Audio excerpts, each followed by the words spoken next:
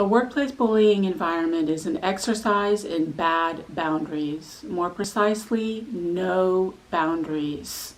The boundary violations in a workplace bullying environment are 6 ways from Sunday on the daily. It is chronic, constant, and unrelenting. And when I say boundaries, I mean boundaries on every level, not just emotional and psychological, but sometimes physical and even sexual too. The boundary violations in a workplace bullying environment most often take the form of the workplace bullying technique of harassment, which is this aggressive, abusive, violating, invasive series of questions barked in your direction with all the class, grace, subtlety, elegance, and gentle, soft-spoken, mild-manneredness of a military drill sergeant. More than anything that workplace bullies do, it is the boundary violations that hurt the most and do the most damage. Raise your hand if you've been subjected to the 20 questions line of questioning about every single aspect of your physical body, including, if you are a woman, apparently your uterus and your vagina. Workplace bullies are obsessed with every single inch of your physical body. What do you look like? What does your hair look like? What are you wearing? What are you eating? Who are you screwing? More importantly, who's screwing you? Are you getting married? Do you have a boyfriend? Do you have kids? It's all about what you have. Your apartment, your car, your computer, your clothes, your shoes, your bag, your scarf, your jewelry, your accessories. In other words, what are you putting on the surface of your body and what are you putting inside your body? All of the above have been asked of me ad nauseum, completely inappropriately, out of the blue, apropos of nothing, sometimes in the middle of staff meetings, with a room full of people present. One of my theories about workplace bullying is that most often the target of workplace bullying is an empath, or at the very least a highly sensitive person. If you are a target of workplace bullying, I think it's safe to say you're probably codependent too. Empath and codependent, it's not the same thing. As the codependent doormats of the universe, we are very much in the business of giving people exactly what they want. So we give away our power by allowing our boundaries to be violated, and sometimes even going so far as to violate our own boundaries ourselves. I call that the little old me syndrome. When you are in the same room with a narcissistic workplace bully, there is only one person in the room. The message is loud and clear. You are not allowed to exist. When we are in the presence of narcissistic workplace bullies, we apologize for existing and try to not exist at all. We apologize for stuff we didn't even do. We become masters at self-deprecation, especially women. We constantly put ourselves down and make fun of ourselves. It's a preemptive strike. It's like, there's nothing you can do to me that I can't do to myself. I'm going to hurt myself before you have a chance to hurt me. We can see high-profile celebrities who do this. We may go so far as to exaggerate or even invent problems, health issues, for example, and we may even sabotage ourselves, sometimes even physically. And all of this could be happening on an energetic level. Despite the workplace bullying mantra that we quote-unquote think we're better, we may actually energetically place ourselves beneath all of the people around us by assuming that they are better than we are, more educated or better at their jobs, for example. We allow ourselves to be eavesdropped on and poked and prodded and picked over. And all of this is done for other people's benefit and entertainment, because we know that's exactly what bullies want. As narcissists, workplace bullies want to dominate, devalue, and degrade us. They want us to cease to exist, at least in the workplace, sometimes literally. So we do their work for them. This cringeworthy, embarrassing, codependent doormat mea culpa act that we do doesn't just take a lot of time and energy, it also doesn't work. If anything, it perpetuates the cycle of abuse. It's like a Miranda warning. Anything you say can and will be used against you. I've shared at length on this channel how I was ruthlessly bullied for simply stating that I was hungry or that I had eating disorders. Part of the advice for targets of workplace bullying is never to share any personal information about oneself. And for once, that is advice that I have to agree with. I had to learn the hard way why that is true. A workplace bullying environment is not an atmosphere of sharing and caring. It's a war zone. Workplace bullies are not asking you questions from a spirit of real, sincere, genuine, and authentic warmth. They're data mining. They've been doing opposition research from day one. They're information gathering, looking for anything, any shred of evidence, no matter how small, petty, or trivial, to justify their pre-existing hatred and pathological jealousy and to use against you. You could lightheartedly joke that you have quote-unquote OCD, which one would think would be an admirable quality to have in one's work. And they will take the ball and run with it. They will have a field day. Before you know it, you actually have straight up full-blown obsessive compulsive disorder. And instead of expressing care and concern for your well-being, they will bully you for what is an incredibly distressing psychiatric condition.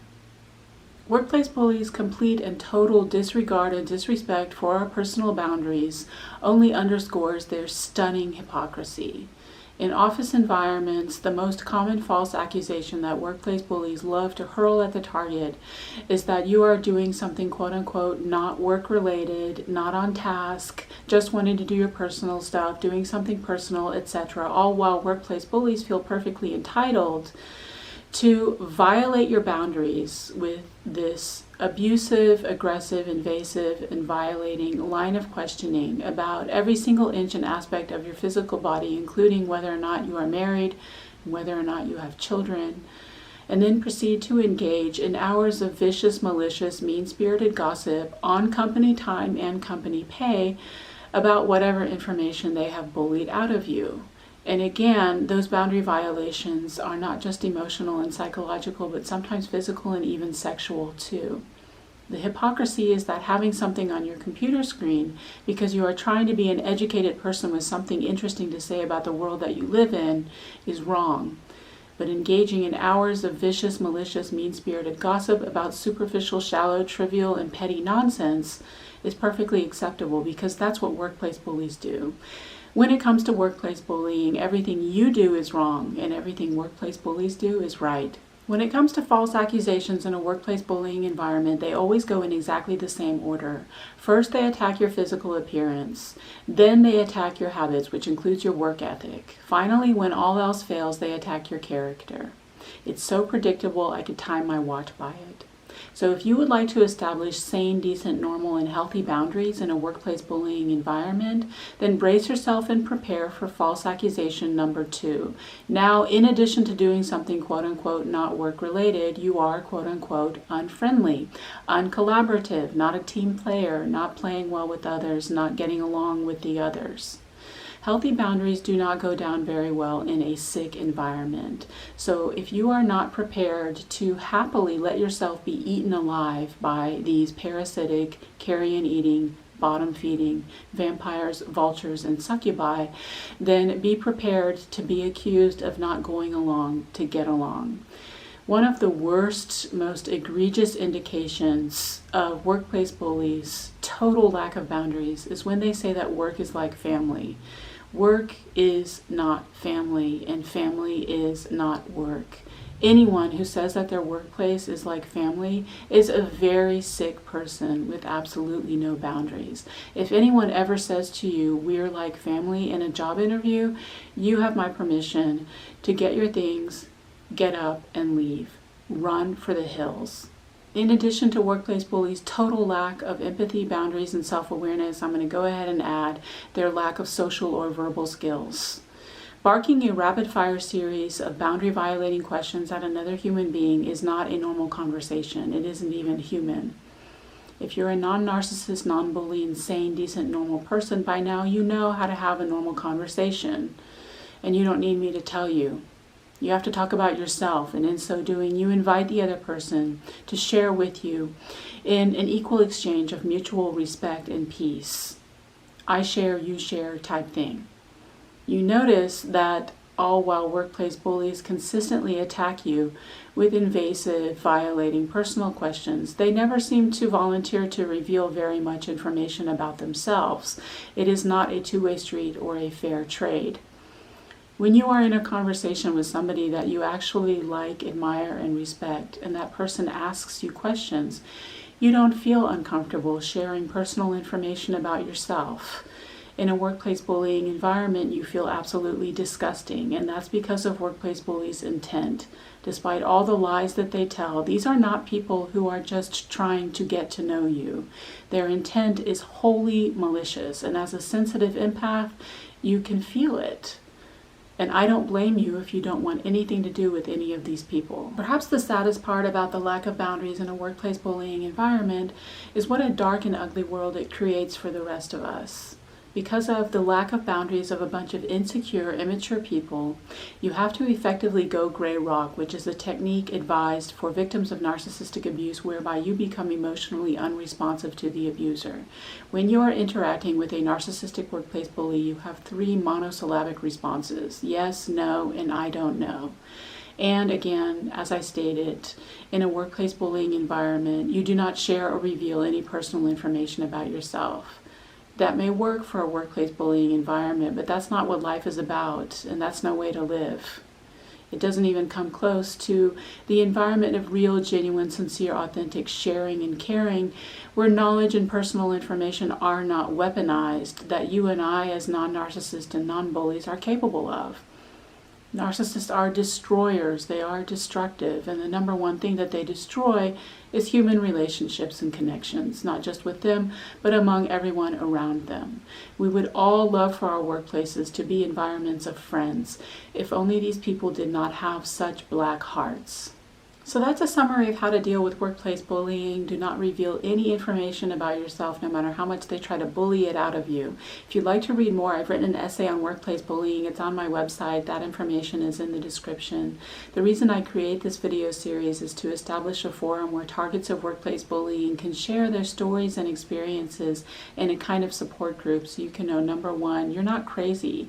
Workplace bullying is real and your feelings are perfectly valid and justified. And number two, you're not alone. Unfortunately, countless others have experienced the same thing. So I look forward to reading your comments and I'll try to respond. Take care.